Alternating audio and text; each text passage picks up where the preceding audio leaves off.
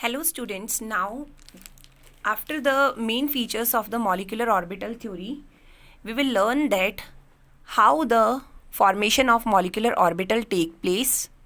We will discuss about the linear combination of atomic orbitals to form the molecular orbitals.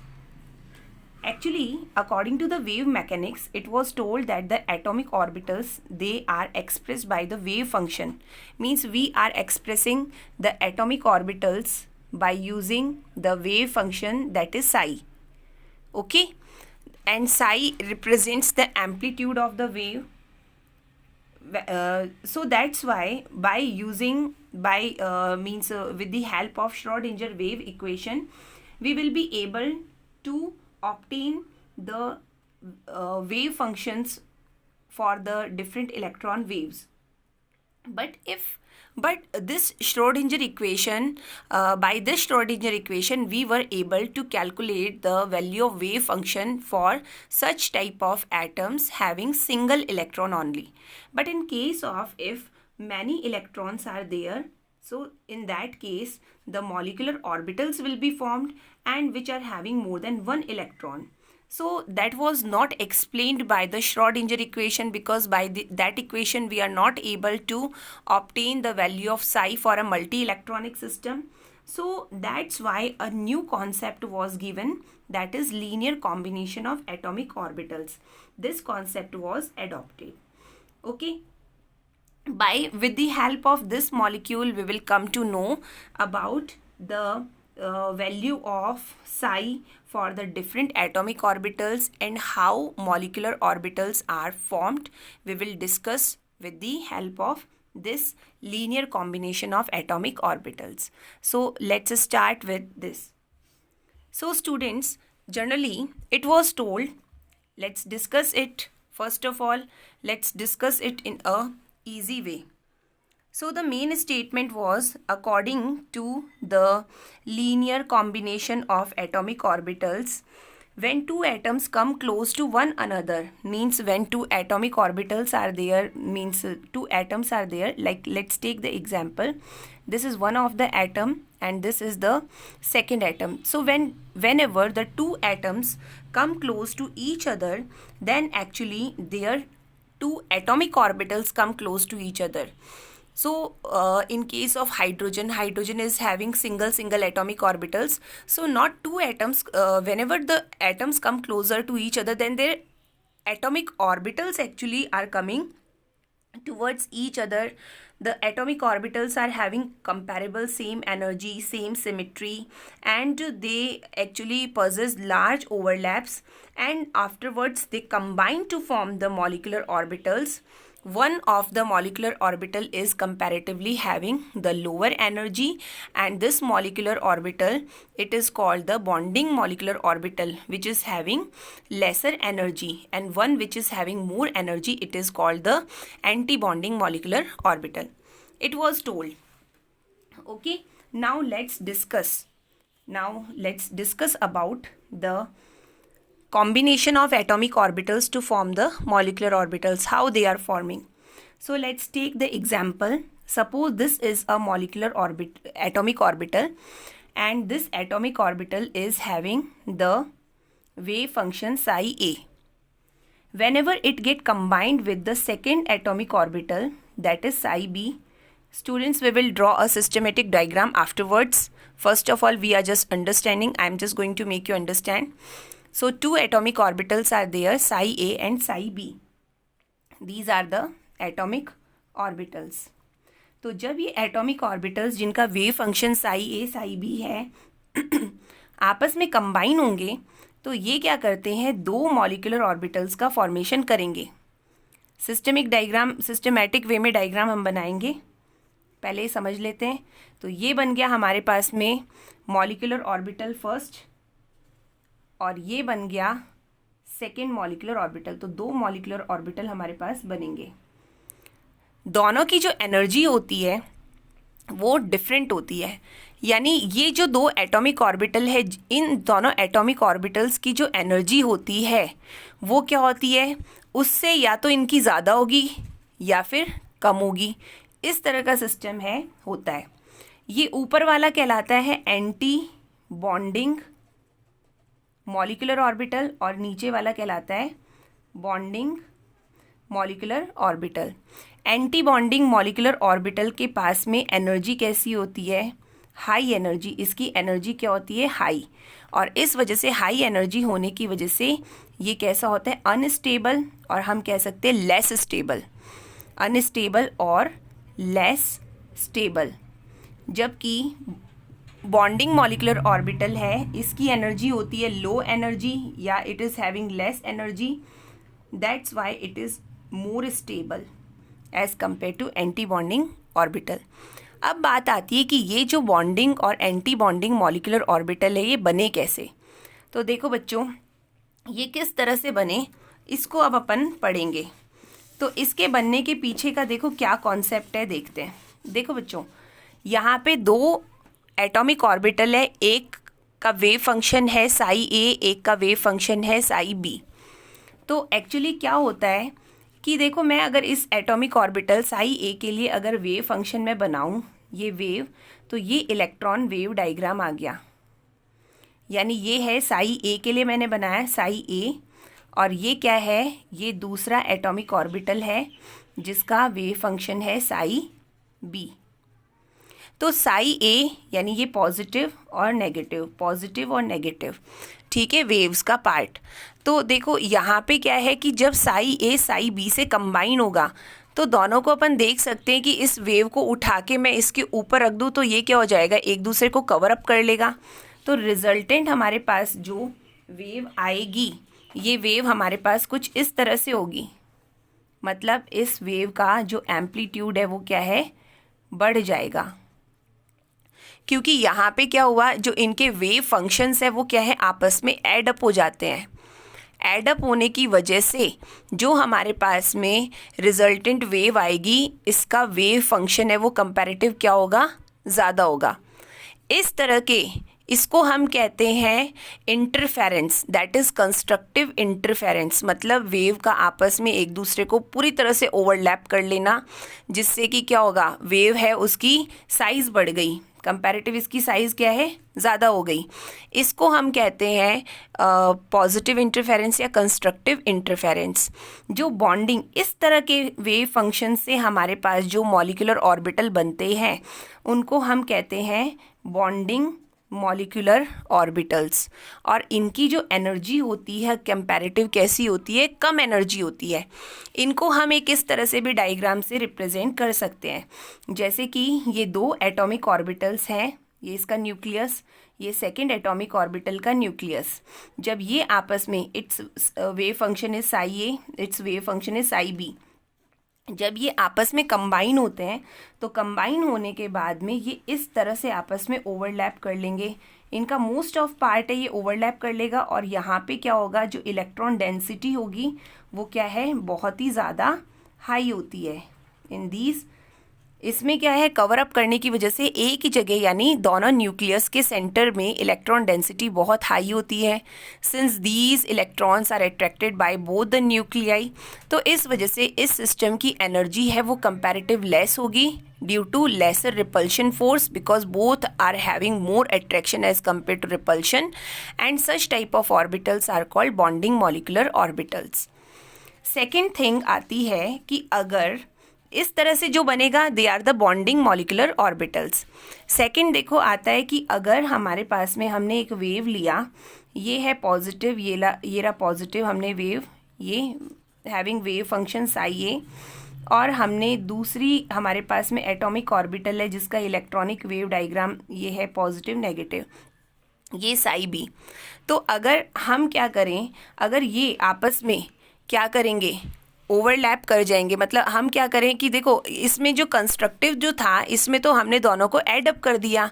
Add up करने का मतलब है bonding molecular orbital, जिसको हम sigma से अगर रिप्रेजेंट करें तो ये कितना आ जाएगा? Sai A plus psi B. यानी अगर हम इसको ऐड कर रहे हैं जैसे, तो ये हमारे पास में क्या बना? Sigma is equals to psi A plus psi B. ये सिग्मा किसको रिप्रेजेंट कर रहा है? बॉन्डिंग मॉलिक्यूलर ऑर्बिटल्स, जो कि क्या है? जो वेव फंक्शंस हैं उनका क्या होता है? एडिशन होता है, उनका सम को रिप्रेजेंट करता है। लेकिन अगर एंटी बॉन्डिंग मॉलिक्यूलर ऑर्बिटल बनाने के लिए क्या होता है, जो यहाँ का मतलब मान लेते हैं ये जो नेगेटिव पार्ट है ना, वो क्या करेगा, इसको ओवरलैप करेगा। मतलब ये क्या करेगा, जो इनके अंदर ओवरलैपिंग होगी वो किस तरह से होगी, मैं आपको एक छोटा सा एग्जांपल बता रही हूँ, साई ए और साई बी, और ये ओवरलैपिंग नहीं होगी बल्कि क्या हो जाएंगे, माइनस। अगर एडअप हो जाते हैं इनके वेव फंक्शन तो बनते हैं कंस्ट्रक्टिव, लेकिन अगर मतलब क्या बोलेंगे, डिक्रीज हो जाएंगे, माइनस हो जाएंगे एक दूसरे से, तो क्या हो जाएगा, ये वेव है एकदम कांस्टेंट रह जाएगी, क्योंकि ये पार्ट इससे क्या हो गया, सारे के सारे पार्ट से सारा का सारा वेव फंक्शन एक दूसरे से क्या हो जाएगा, माइनस। क्यों हो जाएगा, क्योंकि यहाँ पे हम क्या करते हैं, लगभग सेम शेप के या फिर सेम सिमेट्रिकल पार्ट के ही हम कंपैरेटिव सेम सिमेट्री के एटॉमिक ऑर्बिटल्स से ही मॉलिक्यूलर ऑर्बिटल्स का फॉर्मेशन बताते हैं। तो यहाँ पे एक दूसरे के इफेक्ट को ये दोनों क्या करेंगे, कैंसिल आउट, तो एक न्यूट्रल सा वेव बन गया। इस न्यूट्रल वेव में मतलब इस तरह से, तो यहाँ पे जो एक्चुअल में इलेक्ट्रॉन्स की डेंसिटी होती है due to the means subtraction of their wave function, ये यहाँ पे हमारे पास में जो बना एंटी बॉन्डिंग मॉलिक्यूलर ऑर्बिटल बनते हैं साई ए माइनस साई बी, और ये इनकी स्ट्रक्चर कुछ इस तरह से होती है, जैसे मान लेते हैं ये हमारे पास में आ गया साई ए वेव फंक्शन वाला एटॉमिक ऑर्बिटल, इसमें से हमने साई बी एटॉमिक ऑर्बिटल को अगर माइनस कर दिया है तो हमारे पास में कंपैरेटिव इस शेप का एटॉमिक ऑर्बिटल है वो बनता है, मतलब कम ओवरलैपिंग होती है कंपैरेटिव। और ये इनके न्यूक्लियाई है। यहाँ पे क्या होता है, न्यूक्लियस में डिस्टेंस बढ़ गई और इंटर इलेक्ट्रॉनिक, एक तो यहाँ पे बहुत ज़्यादा इलेक्ट्रॉन डेंसिटी होगी, यहाँ बहुत ज़्यादा इलेक्ट्रॉन डेंसिटी होगी, क्योंकि यहाँ पे न्यूक्लियस में डिस्टेंस बढ़ने की वजह से जो इंटर इलेक्ट्रॉनिक रिपल्शन है वो बहुत ज़्यादा हो जाता है। बहुत ज़्यादा रिपल्शन होने की वजह से सिस्टम की एनर्जी बहुत ज़्यादा बढ़ जाती है, और इस तरह के एटॉमिक मॉलिक्यूलर ऑर्बिटल्स को हम एंटी बॉन्डिंग मॉलिक्यूलर ऑर्बिटल्स कहते हैं। इसके अंदर क्या होगा, इसको हम कहते हैं डिस्ट्रक्टिव इंटरफेरेंस। ठीक है, मतलब जिसमें क्या होता है, ये एक दूसरे के ओवरलैपिंग पार्ट को क्या कर जाएगा, मतलब सब्ट्रैक्ट कर जाएगा, एक दूसरे के इफेक्ट को, जो वेव फंक्शन है वो कैंसिल आउट कर देगा। तो हमारे पास में ये तो अपन मिनिमम बता सकते हैं, बाकी हमारे पास में एकदम स्ट्रेट लाइन बन जाएगा, नेग्लिजिबल इफेक्ट आ जाएगा, इलेक्ट्रॉन्स में रिपल्शन बहुत ज़्यादा बढ़ जाएगा, और इस इलेक्ट्रॉन में रिपल्शन बढ़ने की वजह से जो हमारे पास में एनर्जी है सिस्टम की बहुत ज़्यादा बढ़ जाएगी, अनस्टेबिलिटी आ जाएगी।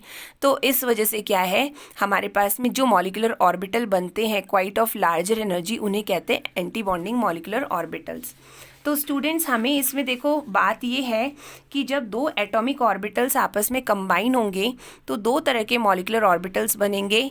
One is anti bonding due to its high energy, high repulsion force, it is unstable और less stable, and second one is bonding molecular orbital of lower energy because electron density between both the nuclei is very high and lesser repulsion is there, so that's why the system is having low energy and it is stable.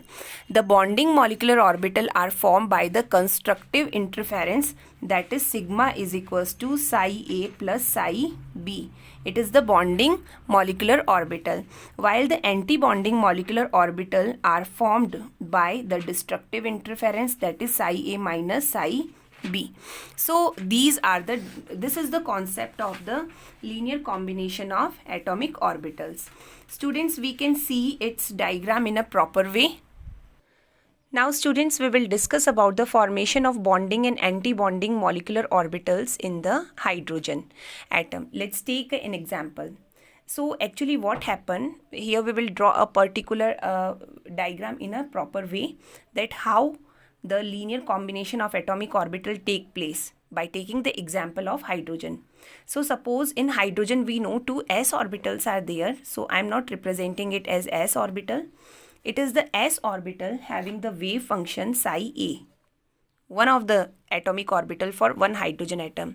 And here to draw the molecular orbital, we are just following this type of diagram, like this is the psi b, that is wave function of the second atomic orbital, that is atomic orbital for second hydrogen atom.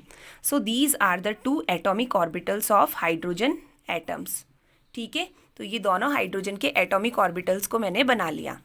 अब क्या होता है, ये दोनों atomic orbitals आपस में combine करेंगे, ठीक है, हम इसके कॉम्बिनेशन को इस तरह से रिप्रेजेंट कर सकते हैं, और दोनों ये कंबाइन करके और क्या करेंगे, दो मॉलिक्यूलर ऑर्बिटल्स का फॉर्मेशन करेंगे।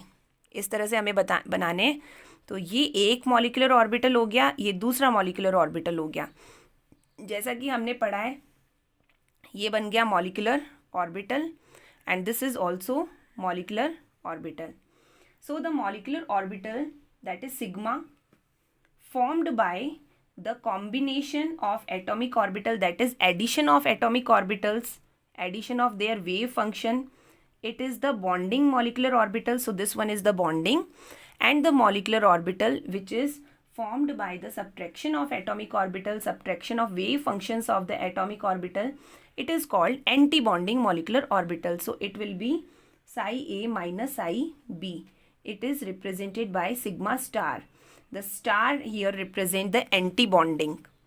Okay, so it is since this is here we are just going to draw a line which shows the increasing energy.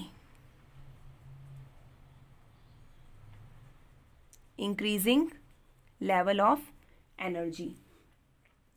If hydrogen is having single electrons in their atomic orbitals, so two atomic orbitals get merged with each other. First of all, electrons are filled in those atomic orbitals having least energy. So that's why both the electrons are filled over here. So first of all, one electron, then pairing take place. Afterwards, here the electron will be filled. So these are known as the anti-bonding molecular orbitals, and these are having high energy and less stability due to more repulsion force between the electrons. These are the bonding molecular orbitals. This one is the bonding molecular orbital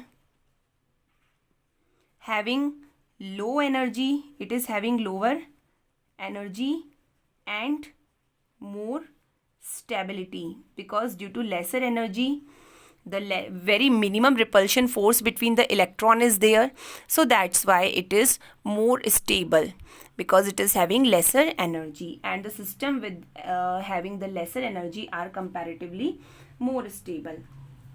Okay, so this is all about that how electrons means how atomic orbitals get combined to form molecular orbitals. Students, you have to remember this diagram. With the help of a single diagram you can explain it.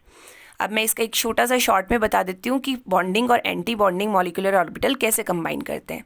दो atomic orbital आपस में जिनकी energy लगभग same होती है, तो इस वजह से क्या होगा, इनका वेव फंक्शन भी अप्रॉक्सीमेट सेम होगा. जब ये आपस में एडअप हो जाता है इनका वेव फंक्शन, तो उसको हम कहते हैं कंस्ट्रक्टिव इंटरफेरेंस, जिनमें दोनों वेव्स आपस में ओवरलैप होके एडअप होके एक बड़ी वेव देगी, और इस तरह से हमारे पास जो मॉलिक्यूलर ऑर्बिटल बनता है उसे बॉन्डिंग मॉलिक्यूलर ऑर्बिटल कहते हैं. अगर ये आपस में एक दूसरे को सब्ट्रैक्ट कर दे, एक दूसरे के इफेक्ट को कैंसिल कर दें, तो जो मॉलिक्यूलर ऑर्बिटल बनेगा उसे एंटी बॉन्डिंग मॉलिक्यूलर ऑर्बिटल कहते हैं. एंटी बॉन्डिंग मॉलिक्यूलर ऑर्बिटल में एनर्जी ज़्यादा होती है, लेस स्टेबल होता है, और बॉन्डिंग मॉलिक्यूलर ऑर्बिटल की एनर्जी कम होती है, ये ज़्यादा स्टेबल होता है. तो इस तरह से मॉलिक्यूलर ऑर्बिटल्स है वो बनते हैं.